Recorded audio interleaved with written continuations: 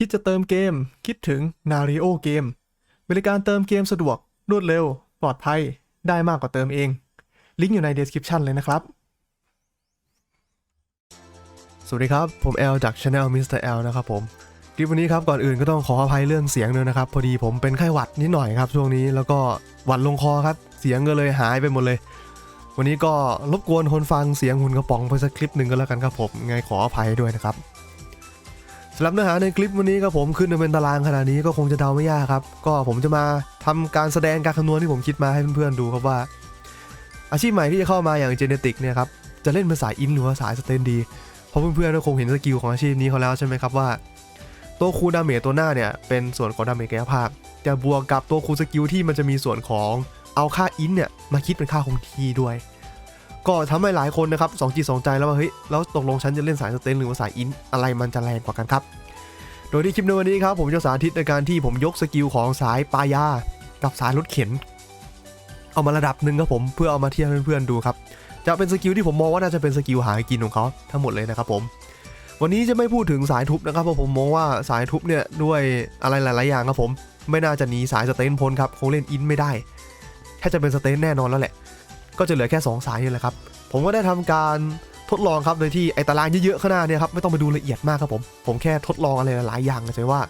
ตกลงแล้วเนี่ยสายสเตนกับสายอินเนี่ยครับที่สแตทเท่าๆกันนับแค่จากสแตทล้วนๆอย่างเดียวครับผมเอามาคิดผ่านพวกตัวคูลสกิลต่างๆที่ผมมองเป็นสกิลหากินของเขาเนี่ยดาเมจที่มันทำออกมาได้ครับมันห่างกันเท่าไหร่ซึ่งแน่นอนครับว่าสายสเตนมันเบากว่าสายอินอยู่แล้วแหละแต่ว่าสายสเตนเนี่ยด้วยความที่มันเป็นดาเมจกายภาพครับมันสามารถดันต่อได้จากค่าแท็กเปอร์เซ็นต์ส่วนต่างตรงนี้ครับจะต้องมีค่าแท็กเปอร์เซ็นต์เท่ากับกี่เปอร์เซ็นต์เพื่อที่จะให้สายสเตนเนี่ยทำดาเมจได้เท่ากับสายอินนั่นเองครับผมก็ไล่สแตทจากน้อยๆขึ้นไปครับ500ไล่ขึ้นไปเรื่อยๆจนถึง 6,000 นั่นเองครับผมทำตรงนี้เพื่อออกมาดูแนวโน้มเฉยๆครับสำหรับสายปายาก่อนสายปายาตอนแรกที่สแตทน้อยๆเนี่ยครับแอทแทกจากสเตนเนี่ยจะเบาอินมากเลยทำให้มันต้องใช้แอทแทกเปอร์เซ็นต์เยอะครับในการไล่หลังอินทีนี้พอสแตทเราเริ่มเยอะขึ้นเรื่อยๆครับสังเกตว่าแอทแทกเปอร์เซ็นต์ตรงนี้ใช้น้อยลงเรื่อยๆซึ่งก็เปรียบเสมือนกับว่าสายสเตนมันค่อยๆไล่หลังสายอินมาครับแล้วมันก็จะไปตันครับผม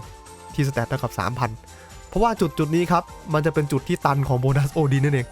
พออัพสเตทแล้วไม่ได้โบนัสโอดินเพิ่มมันก็ตันเป็นค่าคงที่ไปยาวๆครับ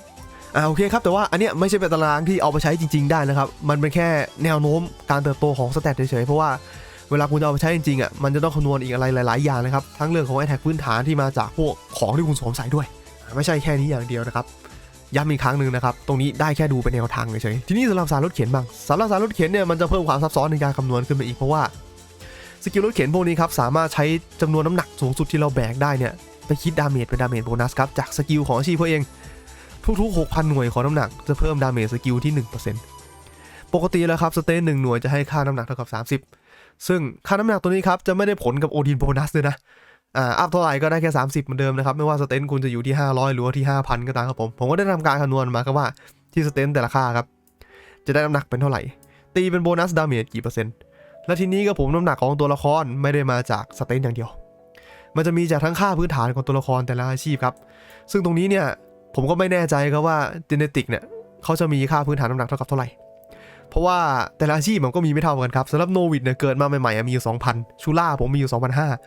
ผมไม่รู้จะเอาอะไรเทียบก็เลยเอาอาชีพที่แบบใกล้เคียงเทียบนะครับผมก็คือ BS ครับ BS เนี่ยแบกน้ำหนักได้ 3,000 โดยพื้นฐาน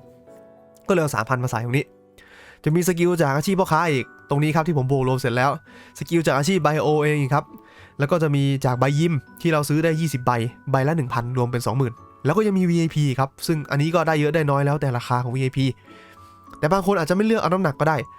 เพราะฉะนั้นนะครับผมเลยเอาตัวนี้มาบวกรวมกันโดยที่ไม่นับ VIP ครับผมเลยเลื่อนไปด้านหน้าเนาะได้ออกมาเท่านี้ครับคือเป็นอะไรที่ยืนพื้นถ้าเกิดว่าเป็นสายอินยังไงสักคุณก็ต้องมีน้ำหนักแบกได้เท่านี้ขั้นต่ำอยู่ที่ประมาณสัก 6.4% ครับผมก็เอา 6.4% ไปคิดสำหรับสายอินสำหรับสายสเตนเนี่ยก็เอา 6.4 ไปตั้งแล้วก็บวกกับค่าที่เพิ่มเติมขึ้นมาจากสเตนแล้วแต่ละหน่วยสแตทครับแล้วก็คำนวณออกมาเหมือนเดิมครับว่าตกลงแล้วเนี่ยเล่นสายสเตนเนี่ยมันจะต้องทำให้แท็กเปอร์เซ็นต์เท่าไหร่เพื่อที่จะให้ดาเมจเนี่ยทำได้เท่ากับสายอินแนวโน้มก็จะออกมาคล้ายๆกันครับก็คือเปอร์เซ็นต์ได้แท็กเปอร์เซ็นต์ตรงนี้มันจะลดลงไปเรื่อยๆตามจำนวนสแตทที่เพิ่มขึ้นของเราครับโดยที่คราวนี้ครับมันจะไม่ตันที่ 3,000 ด้วยแต่ว่าช่วงที่ก่อนที่จะถึง 3,000 เนี่ยสเตนมันจะไล่หลังมาเร็วมากๆสเกลมันเขาว่าเปอร์เซ็นต์มันลดเร็วแต่หลังจาก 3,000 ไปครับผมมันจะไล่หลังมาแบบช้าลงละเหลือแค่ประมาณ1,010 กว่าเปอร์เซ็นต์นึงพ ราะว่าในส่วนตรงนี้ครับมันได้แค่ส่วนของโบนัสจากน้ำหนักอย่างเดียวไม่ได้โบนัสจากค่าโอดินของค่าสเตนแล้วนะครับผมก็แนวโน้มมันคล้ายๆกันนะครับแทบจะสรุปได้ว่าถ้าเกิดว่าตัวคุณเป็นตัวที่สแตทเยอะครับมันมีแนวโน้มสูงที่จะเล่นสายสเตนแล้วแรงกว่าสายอินนั่นเองในอย่างที่พูดไปเกริ่นไปในต้นคลิปครับมันมีปัจจัยหลายๆอย่างอื่นที่ต้องเอามาคำนวณอีกหลักๆเลยก็คือเรื่องของแท็กพื้นฐานอาชีพนี้ครับมันเป็นอาชีพที่ทำดาเมจกายภาพถึงแม้ว่าคุณจะเล่นสายอินมันก็ทำดาเมจกายภาพครับเพราะฉะนั้นตัวคูณในตัวคุณเนี่ยเวลาคุณเอาของเอาการ์ดอะไรมาใส่คุณต้องใช้ตัวคูณกายภาพนะครับจะต้องเป็นตัวคูณฟิสิกอลเจาะก็ต้องเป็นเจาะกายโบนัสก็ต้องเป็นโบนัสกายกับเป็นฟิสิกอลหมดเลยไม่งั้นเนี่ยใช้อินมันจะไม่แสดงผลด้วยความที่มันเป็นแบบนี้ครับอาวุธที่เขาใส่อย่างขวานมือเดียวและขวาน2มือเนี่ยมันให้ส่วนของดาเมจกายภาพมาด้วยซึ่งมันก็จะเป็นดาเมจพื้นมาด้วยครับผมซึ่งตรงนี้มันส่งผลโดยตรงกับเรื่องของค่าแท็กพวกนี้เลยครับว่ามันคิดออกมายังไงฮะจากการคำนวณตรงนี้ครับผมจะเรียกว่าการคำนวณก็ไม่ถูกครับเรียกว่าอันเนี้ยมันเป็นการเซอร์เวย์ผมเลยกันครับคือถ้าเกิดจะหาอาชีพอะไรสักอย่างในเกมตอนนี้ที่มีอยู่ครับเพื่อที่จะเอามาเป็นข้อตั้งเปรียบเทียบได้เนี่ยคุณต้องหาอาชีพที่อัพอินอ่ะแล้วก็เป็นอาชีพดาเมจกายภาพครับซึ่งก็คือสไนนกในเกมตอนนี้นั่นแหละแต่ว่ามันก็จะมีอะไรหลายๆอย่างที่อาจจะไม่เหมือนกับเจเนติกสักทีเดียวก็คืออาชีพเขาเป็นอาชีพอาวุธ2มือแล้วก็อาชีพเขาเนี่ยประดับเขาครับส่วนใหญ่แล้วจะเล่นออฟอินกันไม่ค่อยทำออฟท่าหรือว่าออฟเจาะกันทีนี้ผมก็ไปทำการส่องครับผู้เล่นที่งบต่างๆกันสไนนกที่งบต่างๆครับว่าสแตทของเขาเนี่ยค่าแท็กพื้นฐานในหน้าต่างสเตตัสเขาครับเขามีเท่าไหร่สำหรับผู้เล่นระดับชาวบ้านครับสแตทของเขาเนี่ยจะอยู่ที่ประมาณสัก 2,000 กลางๆประมาณ 2,300 2,500 แล้วก็ไอ้แท็กของเขาเนี่ยจะอยู่ที่ประมาณสักช่วง 15,000 ถึงประมาณ 19,000 ครับผมก็เลยยกประมาณสัก 15,000 มาแล้วกันสแตทก็ต้องหย่อนลงมาหน่อยนึงเพราะว่าถ้าเกิดว่าเป็นเจเนเนี่ยมีแนวโน้มที่คุณจะทำออฟท่าสูงครับตัวสแตทมันก็จะน้อยลงมาด้วยแล้วก็ทีเนี้ยผมเอาสแตทที่ได้นี้ครับมาคิดเป็นสแตทของอาวุธมือเดียวซึ่งสแตทของอาวุธมือเดียวเนี่ยมันจะมีค่าประมาณ2 ใน 3ของอาวุธ2มือนั่นเองก็กะแบบคร่าวๆออกมาแล้วก็ทำกับผู้เล่นทุกงบเลยครับผู้เล่นระดับเจ้าชายสแตทประมาณสักช่วง 3,000 ถึง 4,000 ครับอาวุธเขาเนี่ยให้ค่าแท็กพื้นเนี่ยไม่มีอยู่ที่ประมาณ 35,000 ก็คิดของมือเดียวมาด้วยแล้วก็ไปดูตัวต่านจ้าระดับ WOC เลยครับผมสแตทเขาเนี่ยจะอยู่ประมาณสัก 6 ถึง 7,000 ขึ้นไปแล้วก็อาวุธของเขาเนี่ยครับเขาจะให้ค่าแท็กพื้นอยู่ที่ประมาณ 70,000 ขึ้นไปครับผมบางคนก็เกือบ 80,000 เลยก็มีฮะแล้วก็จะมีอันเนี้ยที่ผมแปลงเป็นมือเดียวและผมก็ได้ทำการประมาณของที่เขาน่าจะทำไหวขึ้นมาครับของผู้เล่นแต่ละระดับถ้าเกิดเป็นชาวบ้านเนี่ยผมให้เต็มที่ของฟ้าแคป8ครับถ้าเกิดว่าเป็นตัวเจ้าชายผมให้ของทองแคป9ตัวต่านแน่นอนครับของทองแคป12ซึ่งผมเอาตัวนี้ครับแปลงกันเป็นอาวุธมือเดียวด้วยเปอร์เซ็นต์ตัวนี้ทำไว้ทำไมเดี๋ยวผมจะอธิบายอีกทีนึงให้เพื่อนๆได้เห็นภาพมากขึ้นนะครับทีนี้เนี่ยเพื่อที่จะให้การแทนค่าการคำนวณครั้งนี้ของผมครับอันนี้น่าจะเป็นอะไรที่เอาไปอ้างอิงในเกมได้ค่อนข้างตรงมากกว่าแล้วนะครับผมเพราะว่าผมเอาประเด็นตรงนี้มาคิดด้วยครับก็ให้มาดูตรงนี้กันครับเอาค่าตัวนี้มาแทนแล้วผมก็จะแบ่งตัวละครออกเป็น3ระดับชาวบ้านเจ้าชายและต่านเริ่มจากสายปายาก่อนที่ผมเก่งว่าน่าจะใช้อาวุธเงาที่เป็นสายขวานโล่ครับเป็นอาวุธมือเดียวฮะผมก็จะเอาสแตทในส่วนของมือเดียวมาคิดครับตัวชาวบ้านสแตทประมาณ 2,000 แท็กพื้นประมาณ 10,000 ของครับทำอยู่ที่ประมาณสักของฟ้าแคป8เต็มที่เลยเอาสแตทตรงนี้มาคิดครับว่าถ้าเกิดว่าอ้างอิงจากสกิลพวกนี้เนี่ย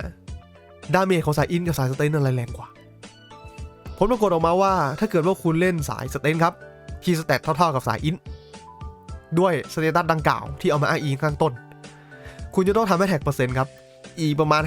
590% เพื่อให้สายสเตนแรงเท่าสายอิน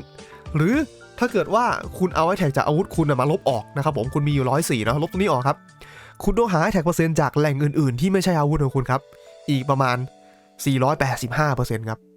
ซึ่งแน่นอนครับว่าตัวชาวบ้านเห็นเลขก็รู้แล้วแหละว่ามันทำไม่ได้ครั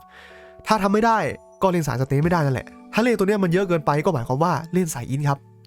บถ้าคุณเป็นคนที่ของประมาณที่ผมพูดอยู่ตรงนี้เล่นสายขวามือเดียวเล่นสายปายาเล่นสายอินจะแรงกว่าสเตนครับผมขยับมาเป็นตัวระดับเจ้าชายกันบ้างครั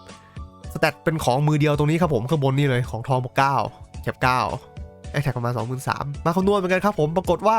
ถ้าเกิดว่าคุณจะเล่นสายสเตนให้แรงเท่าสายอินคุณจะต้องหาค่าไอแท็กเปอร์เซ็นต์อื่นๆนอกจากอาวุธของคุณอีกประมาณ 270% ครับ 270% สำหรับสายมือเดียวผมก็มองว่ามันยังเยอะอยู่ดีครับผมถึงแม้ว่าจะมีสัตว์เลี้ยงมีอาวุธเงาเข้ามาช่วยผมว่าตัวระดับเจ้าชายไม่น่าจะงบทำถึงครับดูทรงแล้วถ้าเล่นปายาเล่นอาวุธมือเดียวเนี่ยสายอินก็ยังแรงกว่าสายสเตนอยู่ดีทีนี้สุดท้ายครับตัวระดับต่านตัวระดับพลีเขาครับผมของทองบวก12ครับเขาจะต้องทำให้แท็กเปอร์เซ็นต์เพิ่มเติมจากอาวุธของเขาเลยครับผมก็คือแหล่งอื่นๆอาวุธเงาสัตว์เลี้ยงเนี่ย อีกประมาณ 152%เพื่อที่จะทำให้สกิลเขาเนี่ยแรงเทียบเท่ากับสายอินครับผมว่าตรงนี้มันค่อนข้างมินเมย์คุณอาจจะทำได้พอดีกันตรงนี้ครับมันจะกลายเป็นว่าดาเมจของคุณเนี่ยไม่ค่อยต่างจากสายอินเท่าไหร่แต่ถ้าเกิดว่าคุณทำได้มากกว่าตรงนี้คุณก็จะแรงกว่าสายอินแล้วแต่ตรงนี้ครับมันเป็นอะไรที่คุณจะต้องมาแลกครับว่าการที่คุณไม่เล่นสายอินเนี่ยมันจะทำให้บัฟอะไรต่างๆของคุณเนี่ยแสดงผลได้น้อยลงเทียบกับคนที่เล่นสายอินแท้พวกสกิลเคลือบยาอะไรพวกนี้คนที่เล่นสายอินแท้ก็จะอยู่ยาวกว่านะครับอันนี้ผมมองว่ามันแล้วแต่จุดประสงค์ของคุณแล้วก็แล้วแต่ว่าคุณจะทำของต่อหรือเปล่าถ้าเกิดว่าคุณมีแนวโน้มที่จะตีบวกของต่อทำของต่อนะครับทำให้แท็กเปอร์เซ็นต์เนี่ยมันเยอะขึ้นไปมากกว่า 152% ขึ้นไปเยอะเนี่ยเล่นสายสเตมจะแรงกว่าสายอินนะครับอันเนี้ยมันค่อนข้างฟันธงยากครับบอกเลยว่าฟันธงยากครับเพราะว่ามันแล้วแต่ตัวละครคุณครับจะต้องมาดูว่ารายละเอียดของตัวละครคุณเป็นยังไงมันเป็นไปได้ทั้ง2สายทั้งสายสเตมแล้วก็สายอินครับก้ำกึ่งกันอยู่ครับผมแต่ว่าโดยรวมส่วนใหญ่แล้วนะครับถ้าเกิดว่าคุณเล่นสายปลายาเนี่ยเล่นสายอินเนี่ยดูแล้วลุ่งมากกว่าสายสเตมครับต่อมาครับเป็นสายขวา2มือที่ผมเก่งว่าน่าจะเป็นสายรถเข็นกันบ้างเริ่มต้นจากชาวบ้านกันเลยครับผมแอทแทกพื้นจะอยู่ 15k ครับของฟ้าแคป8สแตทประมาณ 2,000 ถ้าเกิดใช้สกิลรถเข็นครับผมแล้วคุณเล่นสายสเตนคุณจะต้องทำค่าแอทแทกเปอร์เซ็นต์นอกเหนือจากที่ได้มาจากอาวุธคุณอยู่แล้วครับผมขึ้นอีกประมาณสัก 373% เพื่อให้สายสเตนแรงเท่ากับสายอินผมมองว่าเลขตัวนี้มันก็ยังเยอะเกินไปอยู่ดีครับตัวชาวบ้านไม่น่าทำไหวครับก็แทบจะบอกได้เลยครับว่าถ้าเกิดว่าคุณเป็นคนชาวบ้านที่งบของประมาณนี้ครับเล่นสายอินแรงกว่าสายสเตนนะครับสำหรับเจเนนะต่อมาครับเป็นตัวระดับเจ้าชายบ้างครับผมขอทอบวก9ครับแอทแทกพื้นอยู่ทัก 35k กับสแตทประมาณ 3,000 ค่าแอทแทกเปอร์เซ็นต์ที่คุณต้องการครับในกรณีที่ถ้าเกิดว่าคุณเล่นสายสเตนจะให้แรงเท่ากับสายอินนอกเหนือจากที่มาจากอาวุธของคุณครับคุณต้องการอีกประมาณสัก 78% เท่านั้นครับเพื่อให้สายสเตนแรงเท่ากับสายอินดูแล้วเนี่ยคุณมีแนวโน้มที่จะทำให้แท็กเปอร์เซ็นต์ได้เยอะกว่านี้เยอะเลยเพราะฉะนั้นเนี่ยก็แทบจะบอกได้เลยครับว่าเล่นสายสเตนเนี่ยน่าจะแรงกว่าสายอินนะครับถ้าเกิดว่าคุณเนี่ยเป็นคนที่ของอยู่ประมาณนี้หรือว่ามากกว่านี้ครับทีนี้สำหรับพวกพี่ๆเขาบ้างครับผมขอทองแคป2ครับอันนี้ติดลบเลยทำไมถึงเป็นอย่างนี้ครับเพราะว่าแท็กเปอร์เซ็นต์ครับสำหรับสายสเตนที่ให้แรงเท่ากับสายอินของเขาเนี่ยมันใช้แค่ประมาณ 245% เองและทีนี้ครับผมอาวุธทองโบ12ในที่แคป12ครับมันให้แท็กเปอร์เซ็นต์ตั้ง 459% ครับก็หมายความว่าแท็กเปอร์เซ็นต์ที่มีในตัวคุณเนี่ยครับแค่จากอาวุธอย่างเดียวเนี่ยมันก็ล้นจากที่ต้องการไปที่ใช้แรงเทียบเท่าสายอินไปประมาณ200 กว่า%แล้วครับผมยังไม่มีแท็กเปอร์เซ็นต์จากแรงอื่นเลยก็แรงกว่าอินไปมากๆแล้วนะครับเพราะฉะนั้นเนี่ยถ้าเกิดว่าคุณเป็นระดับต่านของแบบโหดๆมากๆเลยแบบที่ผมบอกตรงนี้เนี่ยครับแล้วคุณเล่นเป็นสาย2มือเนี่ยเล่นสายสเตนเนี่ยแรงกว่าสายอินแบบชัดเจนครับผมทีนี้ครับอาจจะมีหลายคนที่สงสัยอันนี้เดี๋ยวผมขอพูดแบบสั้นๆกันแล้วกันด้านล่างเลยครับสำหรับคนที่สงสัยว่าแล้วฉันทำบาลานซ์ได้ปะถ้าเกิดว่าทำสแตทได้ถึง 6,000 เนี้ยฉันทำสเตน 3,000 อิน 3,000มันจะแรงหรือเปล่าคำตอบคือไม่นะครับสังเกตตรงแท็กเปอร์เซ็นต์ตรงนี้ครับคือผมเปรียบเทียบว่าอันนี้ครับผมสายที่แรงที่สุดใน3อันนี้ครับตรงนี้มี3สายผสมกันอยู่คืออินล้วน 6,000 สเตนล้วน 6,000 กับสเตนอินรวมกันอย่างละ 3,000 ได้ 6,000 ครับตัวที่แรงที่สุดใน3สายนี้ครับผมมันก็คือสายอินครับแต่ทั้งนั้นทั้งนี้ครับผม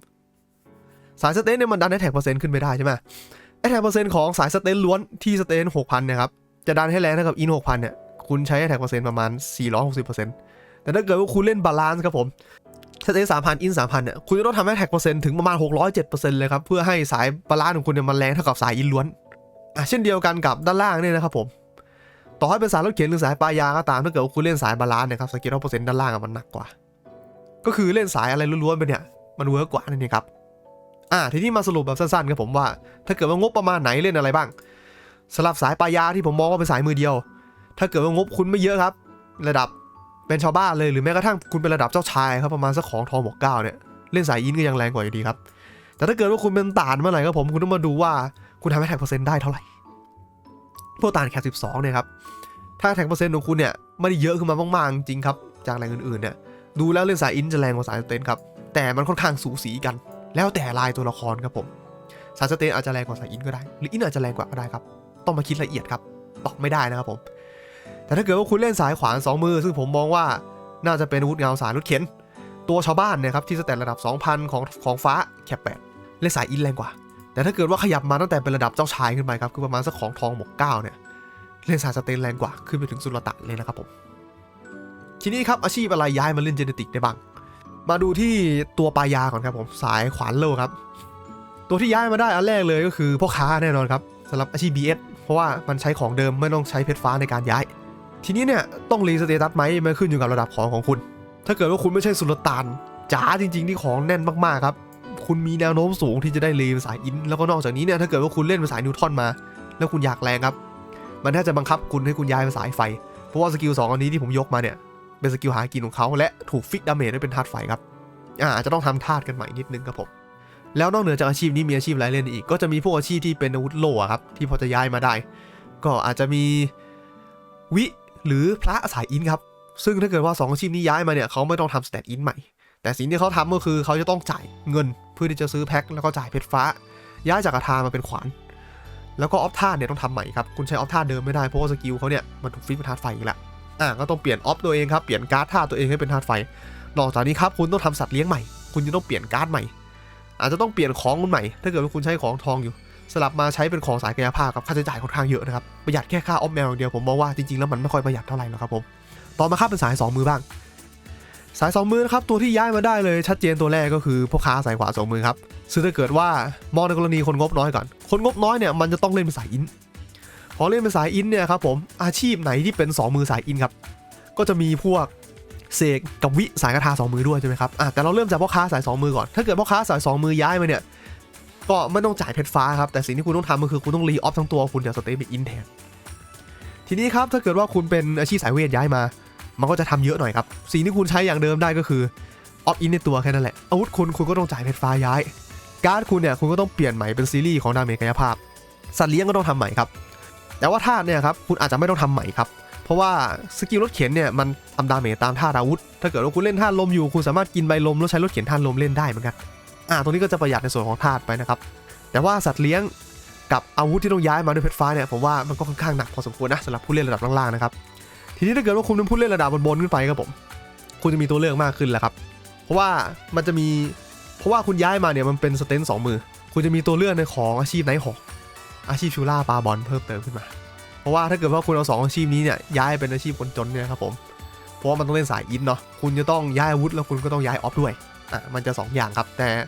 เอารวมๆนะผมก็ยังมองว่ามันถูกกว่าการที่คุณย้ายจากสายเวทข้ามมานะครับเพราะว่าสัตว์เลี้ยงคุณไม่ได้ทำใหม่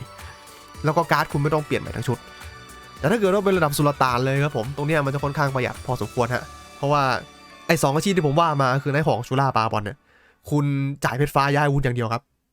บแล้วทุกอย่างคุณพร้อมใช้หมดเลยคุณใช้ออฟเดิมได้คุณใช้ออฟท่าเดิมได้ใช้สัตว์เลี้ยงเดิมได้การ์ดก็เหมือนเดิมครั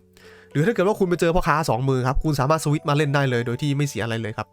แค่อาจจะต้องทำออฟธาตุไฟหน่อยแต่ว่าอาชีพพ่อค้า2มือไม่ค่อยหายากครับทีนี้ครับมันจะมีกรณีพิเศษอีกอาชีพหนึ่งก็คือสไนเปอร์สายนกครับเพราะใช้อาวุธ2มือเหมือนกันถ้าเกิดสไนนกจะย้ายมาทำอะไรบ้างสไนนกระดับตัวชาวบ้านครับจ่ายเพชรฟ้าย้ายอาวุธก่อนเลยครับผมย้ายอาวุธเสร็จปุ๊บครับแค่แก้ออฟครับนิดหน่อยออฟประดับคือแต่เดิมคุณจะเล่นออฟอินแหละคุณก็เปลี่ยนเป็นออฟท่าหรือออฟเจาะแล้วแต่ความเหมาะสมของตัวละครคุณครับผมถือว่าค่อนข้างประหยัดเหมือนกันนะถ้าเกิดว่าจะย้ายมานะครับสำหรับสไนนกเนี่ยเพราะว่าอาวุธเนี่ยมันโอนทีเดียวแต่ว่าอาจจะมีปัญหาสำหรับคนที่อัพขีดชุดเมอร์ฟี่ไปเยอะๆแล้วเพราะว่าสไนนกมันใช้ชุดคนละอันกับพ่อค้านะครับแล้วก็สไนนกส่วนใหญ่จะเน้น PVP กันอยู่แล้วหลายๆคนน่าจะอัพเมอร์ฟี่เป็นระดับหนึ่งแล้วครับก็ต้องทำใหม่นะครับผมแต่ถ้าเกิดว่าคุณเป็นสไนนกระดับต่านครับคุณอาจจะมีปัญหาละเพราะว่าคุณต้องเปลี่ยนของค่อนข้างเยอะนอกจากคุณจะต้องโอนอาวุธของคุณด้วยเพชรฟ้ามาแล้วเนี่ยคุณจะต้องรีออฟในตัวคุณเป็นออฟสเตนนี่ต่างหากแล้วก็ต้องแก้ออฟประดับของคุณครับให้เป็นออฟเจาะหรือว่าออฟธาตุแล้วแต่ความเหมาะสมของตัวละครคุณครั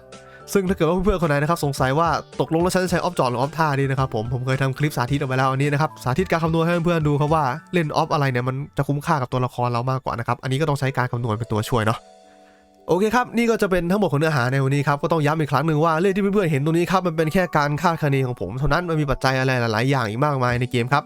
ตรงนี้มันก็เป็นได้แค่เข็มทิศชี้ทางคร่าวๆแต่ว่าไม่ใช่อะไรที่จะเอาไปยึดได้ 100% นะครับเพราะฉะนั้นเนี่ยเพื่อนๆจะซื้อไอเดียของผมไหมตรงนี้ก็ขึ้นอยู่กับวิจารณญาณของแต่ละคนนะครับผมยังไงก็รับชมรับฟังด้วยวิจารณญาณนะครับสำหรับคลิปนี้นะครั